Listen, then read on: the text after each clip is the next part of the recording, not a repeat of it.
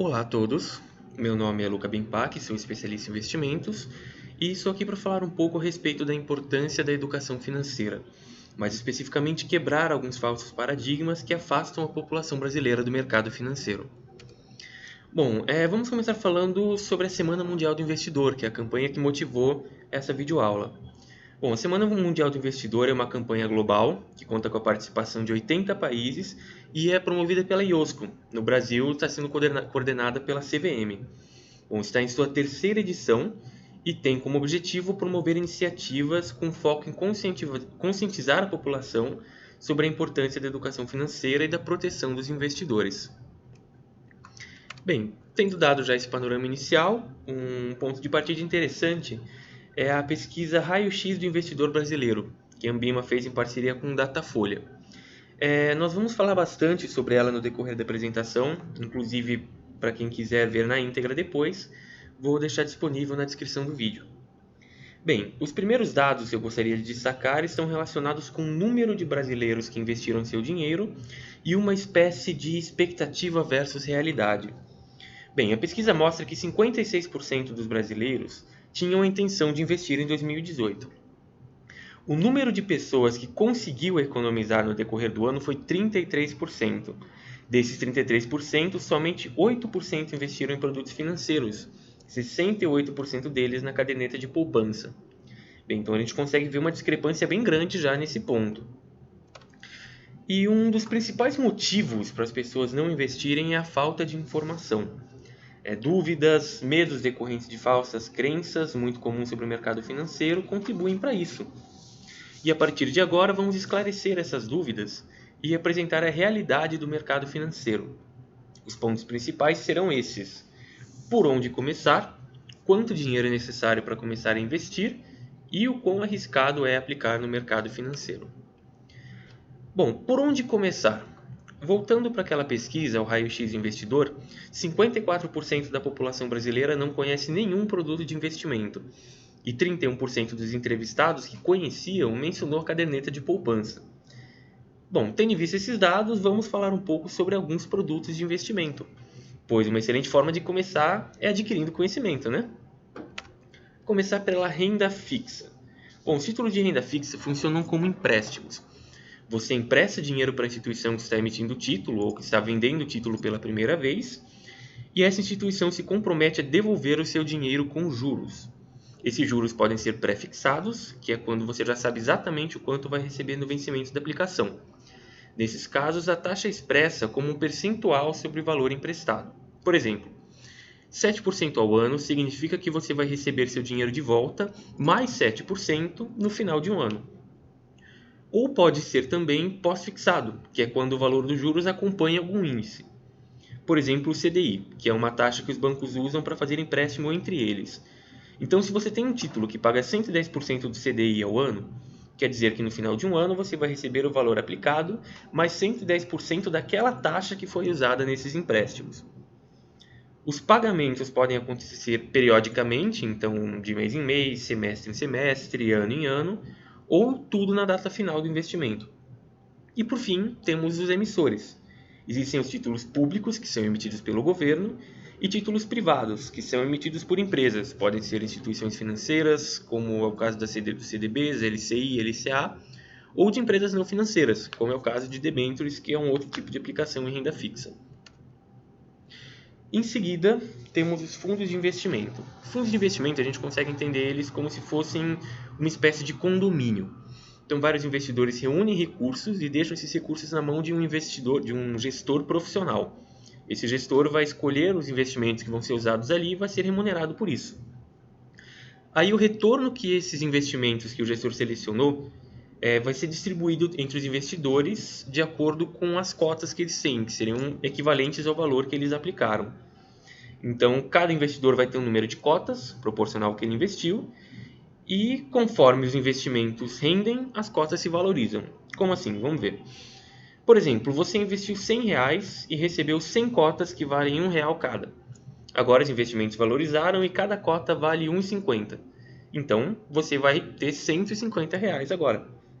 Fazendo um paralelo com um condomínio, como a gente vê aqui na imagem, é como se o investidor fosse um morador a cota fosse o apartamento e o gestor fosse o síndico.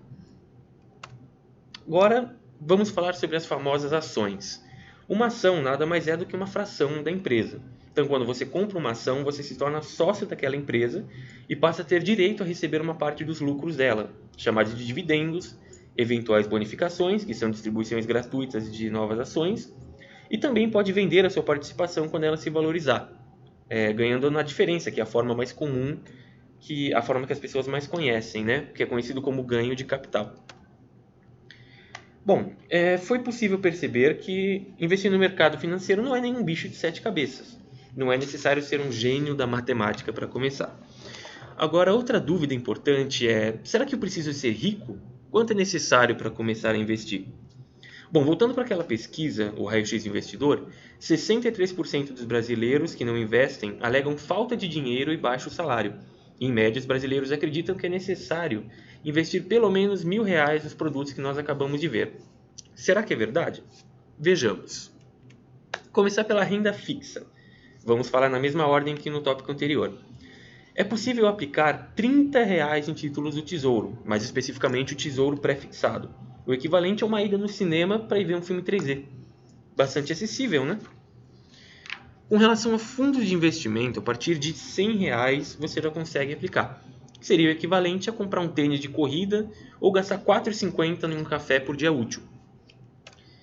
Em seguida, nós temos as ações. Bom, as ações com todos os custos envolvidos, criando uma carteira com várias ações, diminuindo o risco, é possível começar com R$ 5.000.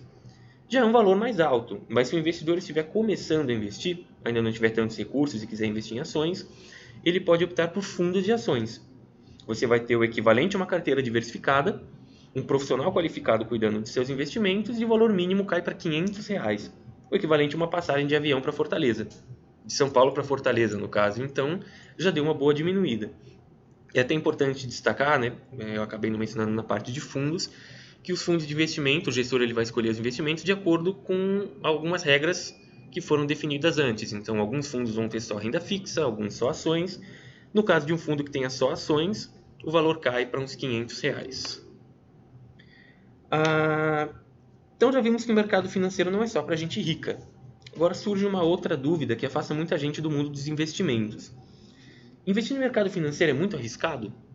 A resposta é que não. Existem diversas opções de investimentos conservadores, inclusive tão seguras quanto a poupança e que rendem bem mais. E é interessante dizer também que não possuir investimentos é mais arriscado do que investir. Por quê? Bom, vamos ver alguns sentidos. O primeiro risco é a inflação. Bom, a inflação nada mais é do que o aumento geral no nível de preços da economia. Esse aumento geral faz com que o real perca valor, evidentemente. Se os preços estão aumentando, o real começa a perder valor. Para termos uma ideia, o valor de uma nota de R$ 100 hoje equivale a R$ 16,41 se comparado com a época que o real foi implementado em 1994. Isso significa que uma nota de R$ 100 perdeu 84% do valor. Agora, uma pessoa que aplicou R$ 100 no CDI nesse mesmo ano, que é uma aplicação bastante conservadora, diga-se de passagem, em 2019, tem exatamente R$ 5.538,69. Então, quem não investiu, perdeu 84%, e quem investiu, ganhou essa bolada. O outro risco é relacionado a imprevistos. Então, uma despesa médica de última hora, um problema no carro, ou um conserto em casa. Bom, todos nós estamos sujeitos a imprevistos. Sem uma reserva de emergência, em muitos casos, vamos precisar fazer um empréstimo, por exemplo, o que vai nos fazer gastar bem mais do que o imprevisto demandaria. Agora, se tivermos uma reserva de emergência que podemos formar economizando e aplicando no mercado financeiro, podemos lidar com esses problemas de maneira muito mais simples, tranquila e gastando bem menos. Então é mais um risco que nós evitamos por aplicarmos o nosso dinheiro. E o outro risco está ligado à aposentadoria. Os dados do Raio-X Investidor mostram que, no Brasil, 3% dos aposentados conseguem se manter com recursos próprios. Os outros 97% ou continuam trabalhando, ou precisam de ajuda de familiares ou reduzem o padrão de vida. Temos ainda a reforma da Previdência, que a gente tem falado bastante, né?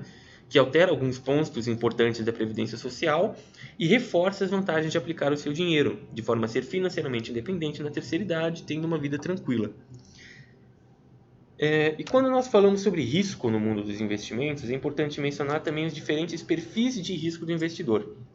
Normalmente são divididos nessas 3 categorias que a gente está vendo aqui: conservador, moderado e agressivo. Existem alguns outros perfis intermediários entre eles, mas no geral são esses.